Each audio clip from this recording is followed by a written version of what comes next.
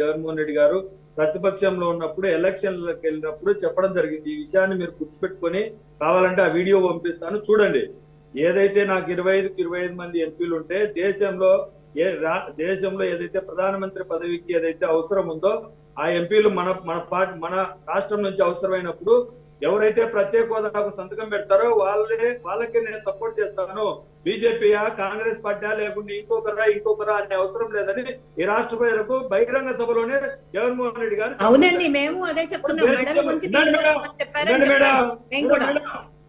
Madam మీరు చెప్పినప్పుడు మీరు మీ ధర్మ చెప్పుడు చంద్రబాబు నాయుడు గారి నైజం ఏంటో చెప్పండి.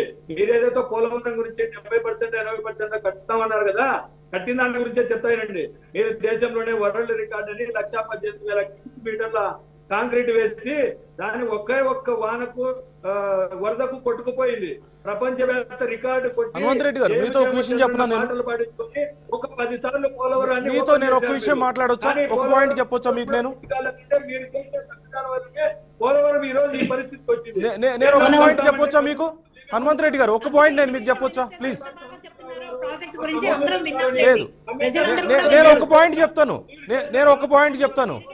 హనుమంత్ రెడ్డి గారు రేణుకా గారు ఒక్క నిమిషం. హనుమంత్ రెడ్డి గారు, నేను ఒక పాయింట్ చెప్తాను మీకు ప్లీజ్. హనుమంత్ రెడ్డి గారు ఒక్క పాయింట్ నేను మీకు చెప్పొచ్చా? మీరు మాట్లాడిన విషయం గురించి ఒక పాయింట్ చెప్పొచ్చా నేను? Please can you please listen to me please. Renuka గారు ఒక్క నిమిషం ఆగండి. హనుమంత్ రెడ్డి గారు ఒక్క విషయం నేను చెప్తాను. Please listen to me please ఒక్క విషయం ప్లీజ్. ఒకసారి నేను చెప్పేది వినండి. మీరు అన్నారు కదా, జగన్మోహన్ రెడ్డి గారు ఎన్నికల్లో గెలిచిన వెంటనే ఢిల్లీ వెళ్ళొచ్చి ప్రెస్ మీట్ ముఖ్యంగా చెప్పారు. ఏమని? నాకు పూర్తిగా ఎంపీలు లేరు, అంటే అందరినీ ఇస్తే నేను ఫస్ట్ టైం మెడలో ఉంచుతా అన్నారు. ఎన్నికలు అయిపోయిన తర్వాత జగన్మోహన్ రెడ్డి గారు మీడియాతో ఒక మాట చెప్పారు, కేంద్రం చాలా బలంగా ఉంది, మనం చేయగలిగింది ఏమీ లేదు అన్నారు. అదే కదా అన్నది? కేంద్రం చాలా బలంగా ఉంది, ఇప్పుడు మనం ఫైట్ చేయలేని పరిస్థితుల్లో ఉన్నాము అన్నారు. నేను అదే చెప్తున్నాను. ఒక విషయం ప్లీజ్ లిసన్ టు మీ. అందరూ నాకు ఉన్న ఎంపీలు అందరినీ గెలిపించండి, 25 మందిని నేను మెడలో ఉంచుతానన్నారు. 22 మంది గెలిచారు. సరే, టీడీపీ వాళ్ళకు ఆంధ్రప్రదేశ్ రాష్ట్రం కోసం ప్రత్యేక హోదా కోసం నేను ఫైట్ చేయడానికి రెడీ అవుతున్నాను. నా ప్రభుత్వం రెడీ అవుతుంది, నా ఎంపీలు రెడీగా ఉన్నారు. మీ ఎంపీలు కూడా మాతో పాటు కూర్చోబెట్టండి, మీరు కూడా మాతో కలిసి రండి అని మీరు ఎందుకు అడగలేకపోయారు? సరే, కేంద్రంలో ఎక్కువ మంది ఎంపీలు ఉన్నారు, మన అవసరం లేదు బిల్లులు పాస్ అయ్యే విషయంలో. అయినా సరే అడగరా?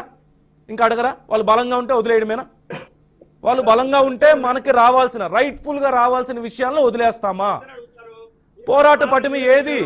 ఆంధ్రప్రదేశ్ ప్రజలకు పోరాట స్ఫూర్తి లేదా? ఆంధ్రప్రదేశ్ నాయకులకి పోరాట స్ఫూర్తి లేదా?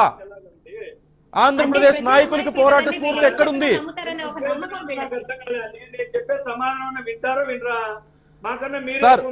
సార్ హనుమంత్ రెడ్డి గారు దయచేసి కాదు నేను అడిగిన దానికి మీరు చెప్తున్నారు.